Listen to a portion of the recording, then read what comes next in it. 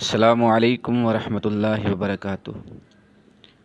الحمدللہ رب العالمین والصلاة والسلام علی اشرف الانبیاء والمرسلین، اما بعد۔ آج کے درس میں 92 نمبر حدیث کا ترجمہ اور اس کا مفہوم بیان کیا جا رہا ہے۔ اس کو حضرت انس رضی اللہ تعالی عنہ روایت کرتے ہیں۔ یہ ابو داؤد شریف کی روایت ہے کہ نبی کریم صلی اللہ علیہ وسلم نے ارشاد فرمایا، لا يرد الدعاء بین الاذان والاقامت، کہ اذان اور اقامت کے درمیان دعا رد نہیں کی جاتی۔ اس حدیث میں نبی کریم صلی اللہ علیہ وسلم نے اذان اور اقامت کے درمیان دعا کرنے کی ترغیب فرمائی ہے۔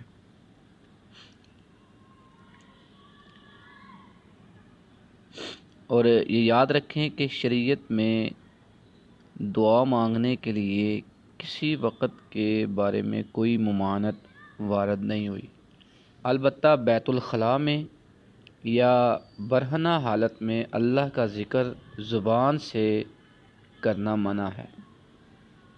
لہٰذا ان مواقع کے علاوہ 24 گھنٹوں میں سے صبح و شام میں کسی وقت بھی دعا مانگی جا سکتی ہے۔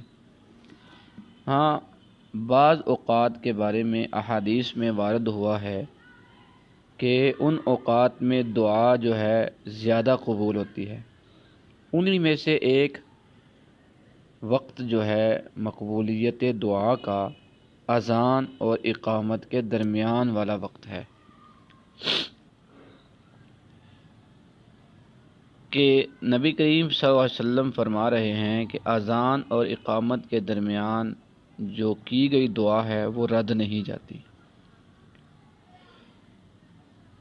اس حدیث سے کچھ چیزیں معلوم ہوتی ہیں۔ ایک تو یہ کہ اذان اور اقامت کے درمیان والا وقت جو ہے وہ دعا کے لحاظ سے مقبولیت کا وقت ہے، اور دوسرا یہ کہ نبی کریم صلی اللہ علیہ وسلم جو ہے اذان اور اقامت کے درمیان دعا کرنے کی ترغیب دے رہے ہیں، اس لیے یہ مستحب عمل ہے کہ دعا اور اذان کے درمیان اذان اور اقامت کے درمیان دعا کی جائے۔ یہ اس کی کیا حکمت ہے؟ اس کی حکمت تو یہ بھی ہے، علماء نے بیان کی، کہ چونکہ یہ وقت جو ہوتا ہے اذان اور اقامت کے درمیان والا جو وقت ہوتا ہے یہ انتظار صلاۃ کا ہوتا ہے، یعنی نماز کے انتظار میں کہ کب جماعت کھڑی ہو اور نماز ادا کی جائے، تو یہ انتظار کا وقت ہوتا ہے۔ اور حدیث کی روح سے کہ جو نماز کا انتظار کر رہا ہوتا ہے وہ بھی اصل میں نماز میں ہی ہوتا ہے، اور نماز میں جتنی بھی دعا کی جائے وہ قبول ہوتی ہے، اس لیے جو انتظار کا وقت ہے اس میں بھی جو دعا کی جائے گی وہ بھی اللہ رب العزت قبول فرمائیں گے۔ اور اذان کے اور اقامت کے حوالے سے مختلف صورتیں بنتی ہیں، ہم ان کا جائزہ لیتے ہیں کہ آیا ان کن کن اوقات میں دعا کی جا سکتی ہے۔ ایک تو ہے کہ دوران اذان دعا کرنا، یعنی جب اذان ہو رہی ہے اس وقت دعا کرنا، تو اس وقت دعا جو حدیث سے ثابت ہے وہ یہی ہے کہ اذان کا جواب دیا جائے۔ اور دوسری صورت یہ ہے کہ دوران اقامت دعا کی جائے، یعنی اقامت جب ہو رہی ہو اس وقت دعا کی جائے، تو اس کے لیے دعا بھی یہی ہے کہ اقامت جو کہی جا رہی ہے پیچھے اس کا جواب دیا جائے۔ ایک صورت یہ بنتی ہے کہ اذان سے پہلے دعا، کہ جب اذان دینے کے لیے کوئی کھڑا ہوا اس سے پہلے کوئی دعا پڑھنا، تو یہ یاد رکھیں یہ احادیث سے اور سنت نبویہ سے ثابت نہیں ہے۔ اور اسی طرح جب اقامت کے لیے کھڑا ہوا، اقامت دینے سے پہلے، اقامت کہنے سے پہلے جو ہے کوئی دعا کی جائے، تو یہ بھی ثابت نہیں ہے۔ اور ایک صورت بچتی ہے کہ اذان اور اقامت کے درمیان والا جو وقت ہے اس میں دعا کرنا، تو وہ احادیث سے ثابت ہے، بلکہ ہمارے آج کے درس میں نبی کریم صلی اللہ علیہ وسلم جو ہے اس حدیث کی روح سے جو ہے ہمیں ترغیب دے رہے ہیں کہ اذان اور اقامت کے درمیان دعا کی جائے۔ حضرت انس رضی اللہ تعالیٰ عنہ سے ہی ایک روایت اس طرح ہے کہ ان الدعاء لا يرد بین الاذان والاقامت فادعوہ۔ ترمذی شریف میں یہ روایت ہے کہ اذان اور اقامت کے درمیان دعا رد نہیں ہوتی، لہٰذا اللہ تعالیٰ سے دعا کرو۔ اب اس میں اذان کے بعد یا اقامت سے پہلے کون سی دعائیں کرنی چاہیے؟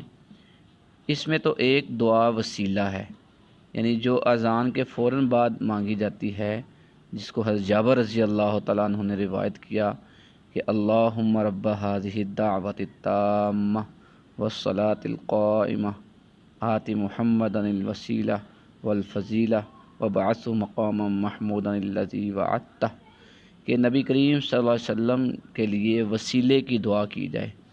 اور اس کی نبی کریم صلی اللہ علیہ وسلم نے ترغیب دی ہے، اور آپ نے فرمایا جس نے اذان کے بعد یہ دعا مانگی اور وسیلے کی دعا تو حلت لہو شفاعتی یوم القیامت، کہ قیامت کے دن مجھ پر اس کی شفاعت جو ہے وہ واجب ہو جاتی ہے۔